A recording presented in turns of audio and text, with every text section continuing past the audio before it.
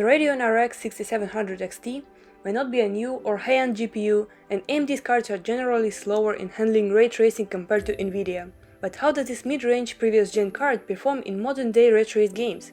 Today, we're putting it to the test with some of the most notable ray tracing titles released between 2019 and 2024. Welcome back to Hardware Lab.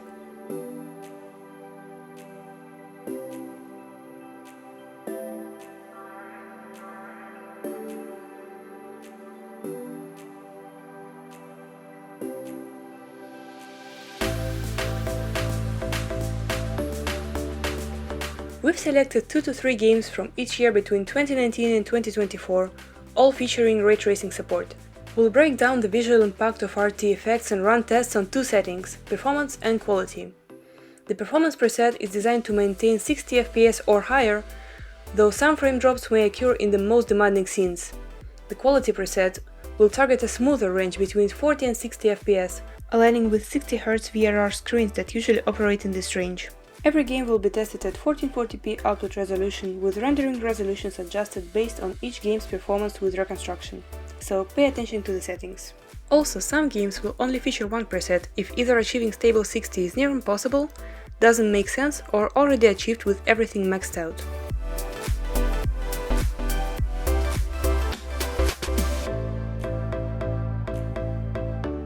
All the games were tested on a system with a Ryzen 7 5700X3D on 4.05 GHz with 8 cores and 16 threads, 16 GB of DDR4 RAM and 3733 MHz CL16-15-1536.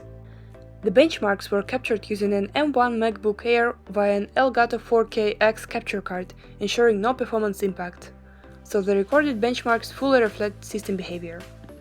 No more AMD relife, meaning there is no extra GPU or CPU load. However, we are still fine-tuning our recording setup, so please bear with us if the footage quality isn't quite what you expected.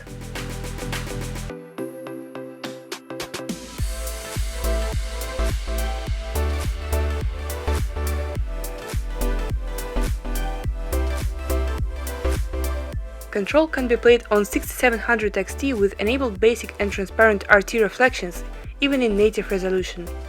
The reflections in this game look great, although it's a bit sad that the game only features simple on-off switches for each effect and lacks more detailed settings.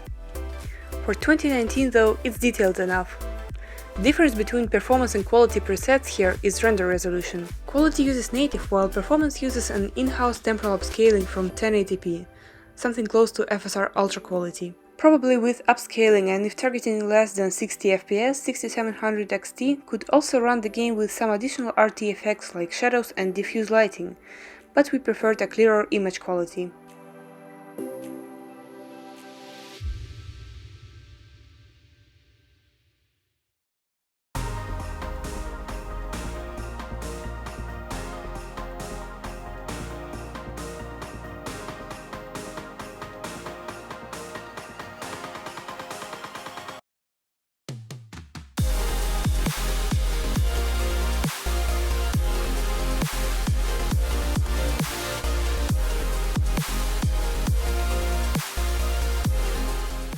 Deliver Us the Moon features ray tracing reflections and shadows that are not as visible as in Control, but they definitely improve an image in a lot of scenes and help them look way more natural.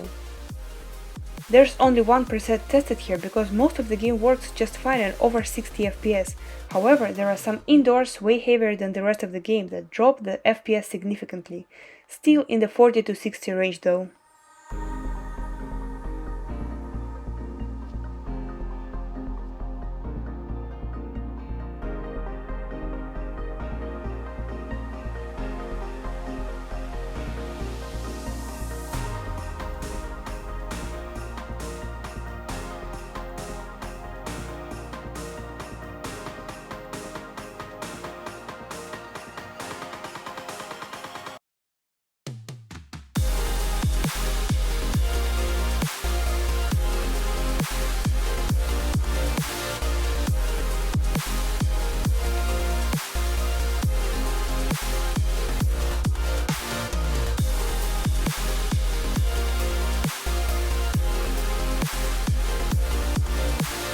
Crysis Remastered only features ray tracing reflections applied to water and a lot of shiny surfaces in the game.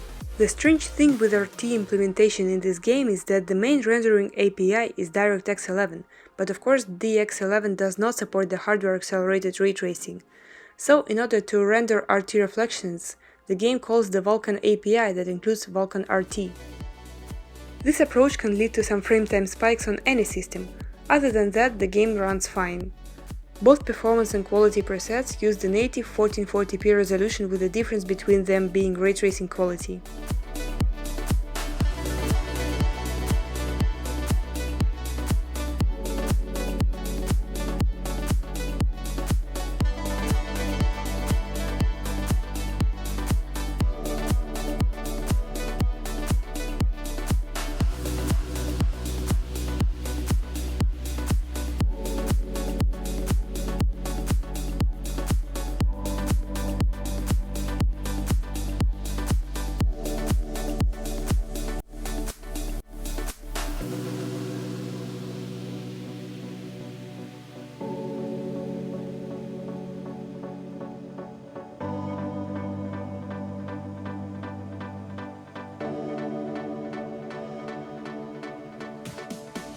Cyberpunk 2077 was one of the first games featuring all ray tracing effects and at a really great quality. Enabling all of them on 6700 XT would be a disaster, so we will stick to just reflections and lighting. Sadly, the game also doesn't provide that much scalability of RT options, and most of them are simple on-off switches. So quality mode uses reflections and lighting plus FSR balance. It doesn't quite hit the 40 to 60 range, but almost there. The performance preset, on the other hand, can run over 60 with FSR performance and without reflections, so just lighting. This game's RT performance on 6700 XT is not ideal, but not particularly terrible. Some extra flexibility with options might have improved the situation if they were present.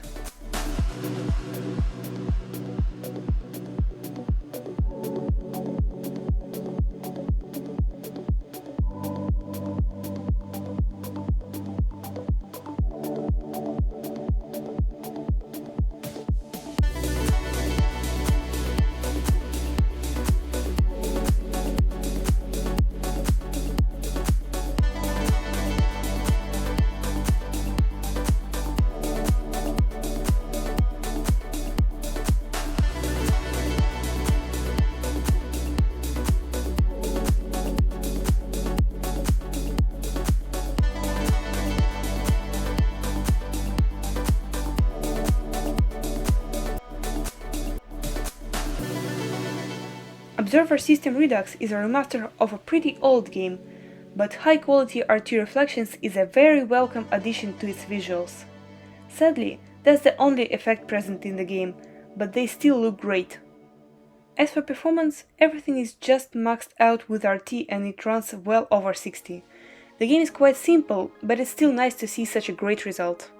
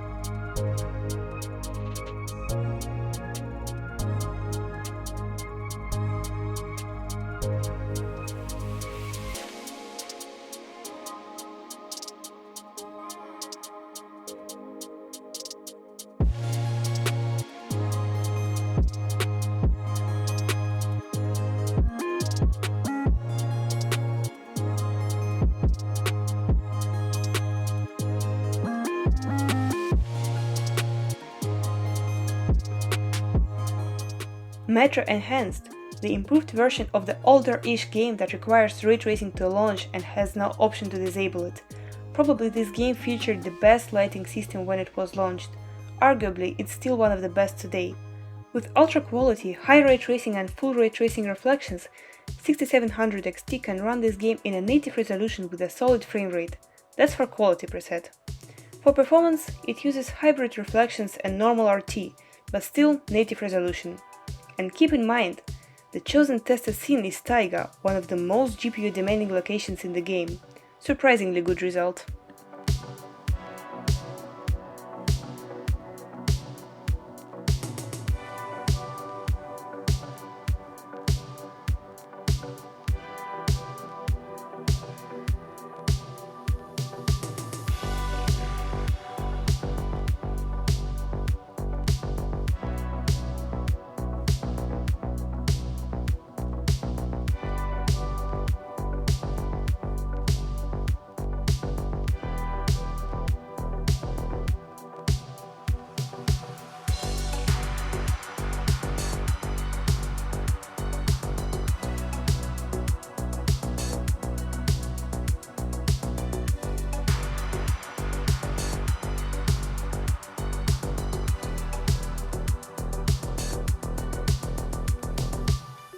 This game features only RT reflections but has the option for transparent reflections as well.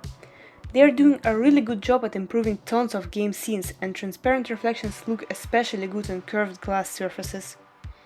The quality preset uses a very high reflection option, and performance just high. They both have RT transparent reflections enabled, but the performance preset also uses FSR Ultra Quality, which looks fine, but be careful, it's FSR 1, not 2. Also keep in mind, Nowhere is a really GPU heavy location, much heavier than most of the rest of the game.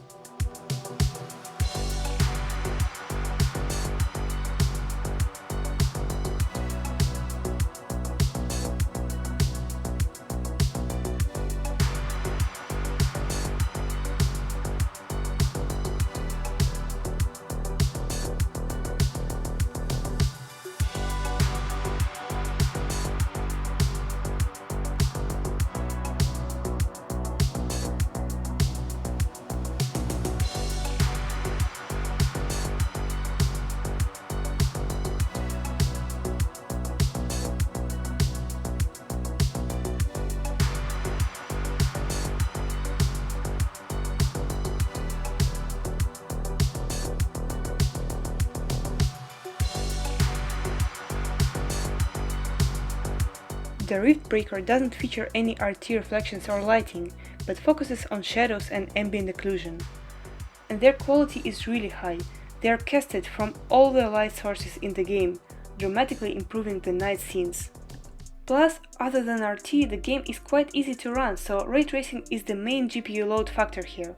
For 6700 XT, this game is not a problem at all. Easily over 60 FPS with everything including ray tracing maxed out.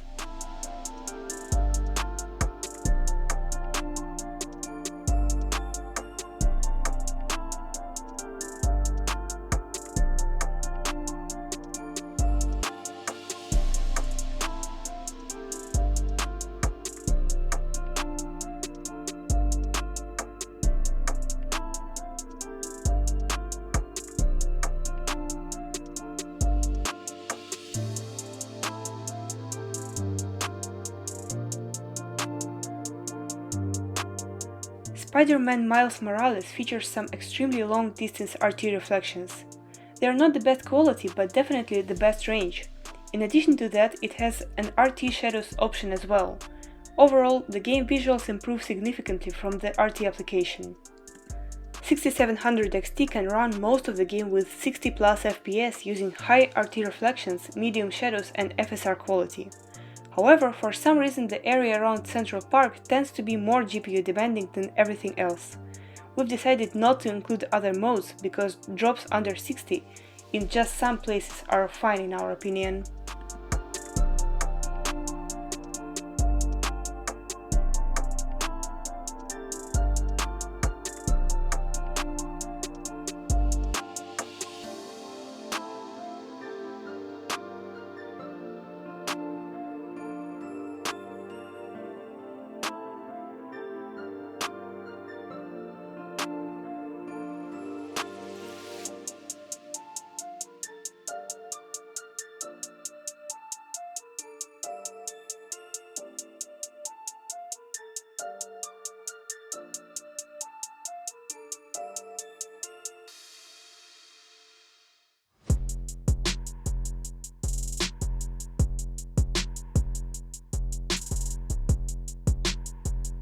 The Callisto protocol features three ray tracing effects: reflections, shadows, and transmission. All three can be activated on 6700 XT, although reflections resolution on high settings rather than very high looks quite mid. Still, it's a very welcome addition. Overall, the game with RT looks much better than without, even though the difference is less visible than in some other games like Spider-Man. The quality preset uses mentioned above 3 RT effects and FSR quality. It doesn't fall under 40 FPS even in the most GPU stressful locations. The performance preset, sadly, drops under 60 in the benchmark and uses even lower medium RT reflections without RT transmission and FSR balance. The performance preset here turned out a bit disappointing, but in quality, the game looks and runs great.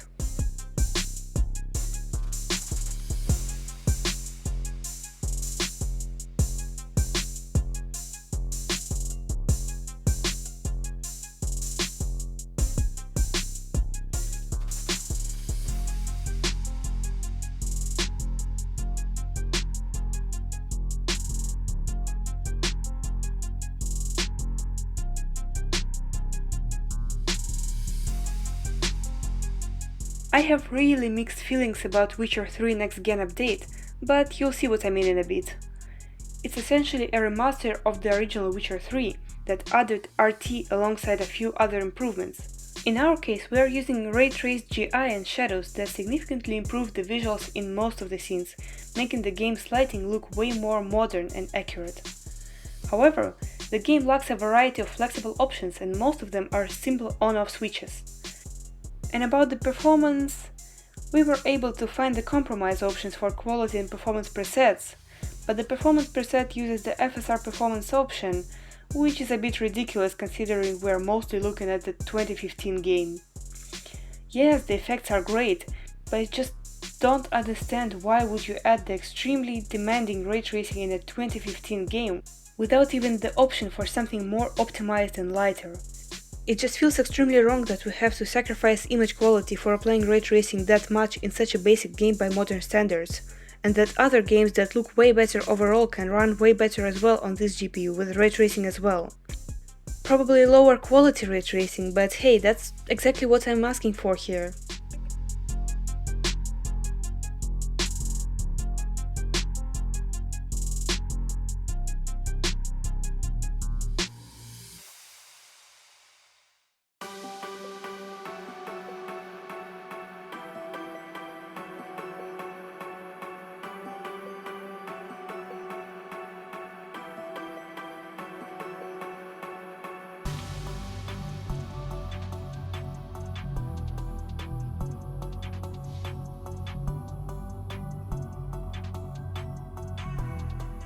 "2023 began the era of Unreal Engine 5 titles, and surprisingly, a lot of them use Software Lumen as their ray tracing implementation.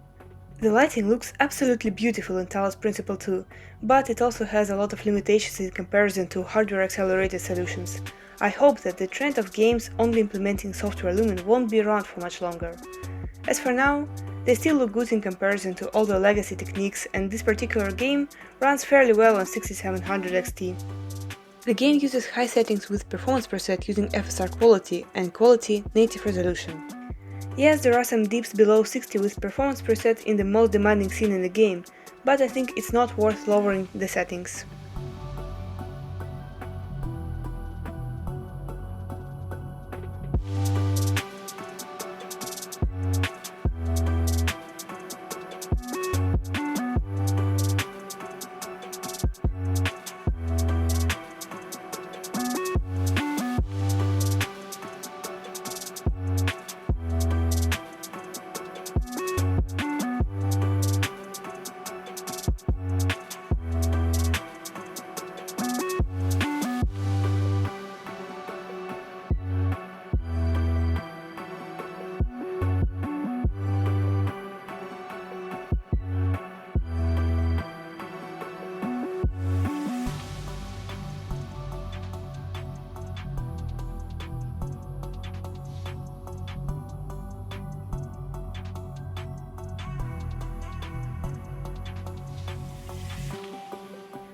One more game fully built around ray tracing without the option of disabling it. It It features some high-quality RT lighting and reflections, and it is probably one of the best-looking games today. It runs surprisingly well on 6700 XT considering its age, high settings with FSR quality for quality preset and mix of high and medium for performance. You know why this game runs so well on 6700 XT? Because it has settings.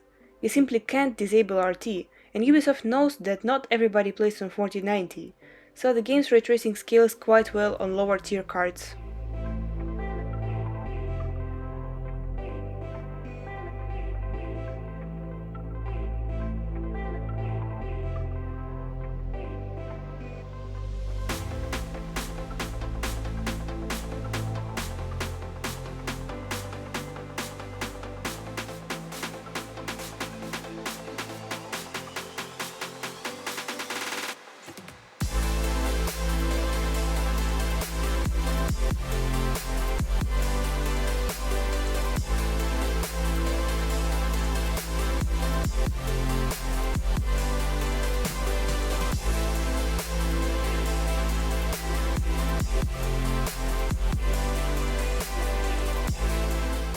If path tracing is not an option, in case of 6700 XT and most of the GPUs it isn't, then Alan Wake can only offer a ray tracing direct lighting. The difference it makes is obvious in most of the scenes with any shadows, but it's said that a separate option of RT reflections or GI is not available. What is even worse is that direct lighting functions as a simple on-off switch and the in-game denoiser does a pretty bad job.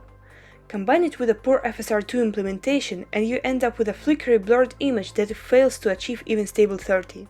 It's pretty clear that developers didn't really aim at achieving any sensible results at any non-top tier card. And as much as we love the games that push visuals to the insane level, we also love when developers provide a flexible set of settings that allows enjoying it, at least at past-gen middle ends in any reasonable quality.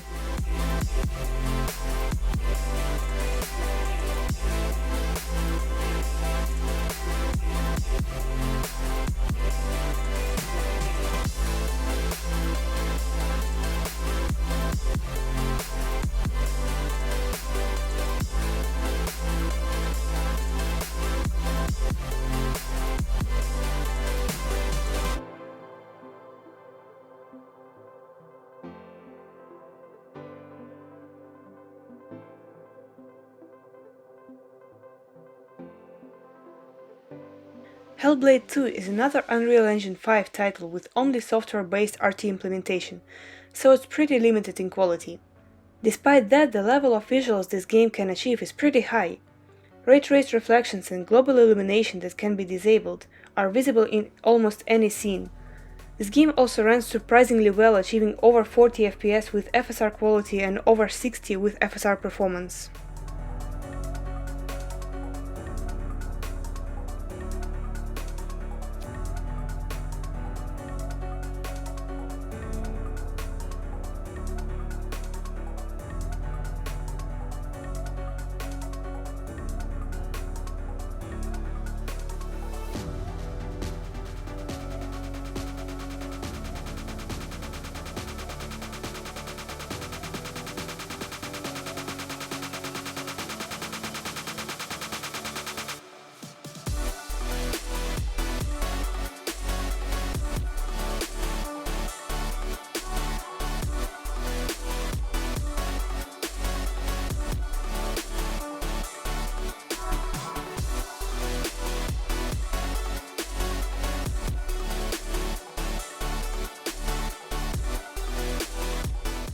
Arguably the best looking game in terms of graphics released so far, Star Wars Outlaws features both ray tracing reflections on a variety of surfaces, and ray tracing global illumination, which can't be disabled, because the game visuals are built around RTGI.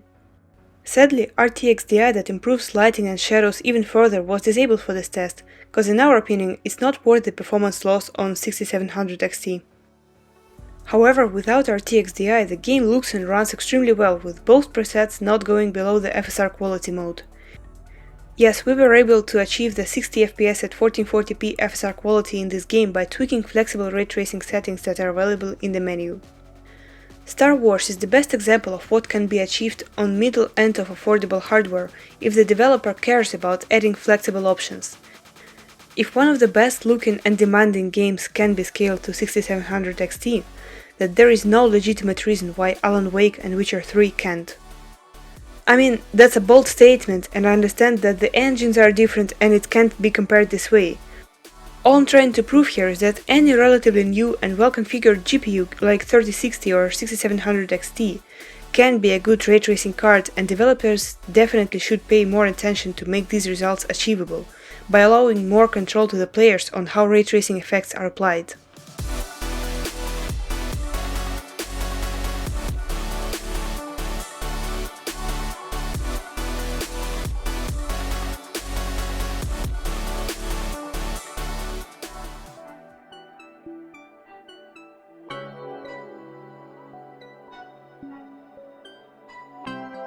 RX 6700 XT is still good for ray tracing, but of course with some limitations. There are games where it's impossible to precisely downscale the RT effects to achieve the acceptable level of image quality and performance. However, even the best looking and most demanding titles usually run well if you don't expect the maximum RT quality in native 1440p. There are games where I'd argue to disable RT completely, but most of those games just apply the heaviest possible ray tracing with a simple on-off switch, which is a pretty lazy approach to implement the RT in the first place, and we definitely need developers to pay more attention at ray tracing on middle-end GPUs. If you've enjoyed this little or not so little test and want to see more, why don't you check other Hardware Lab videos? Also consider leaving a like and clicking the subscribe button, and as usual stay up to date with HL.